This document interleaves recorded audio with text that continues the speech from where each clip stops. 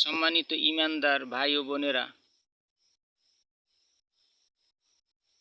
আবু মুসা আশআরী রাদিয়াল্লাহু তাআলা আনহু থেকে এই হাদিসটি বর্ণিত রয়েছে। এই হাদিসে বলা হয়েছে যে জান্নাতের ধন ভাণ্ডার সমূহের মধ্যে অন্যতম একটি ধন ভাণ্ডার হচ্ছে লা হাওলা ওয়ালা কুওয়াতা ইল্লা বিল্লাহ।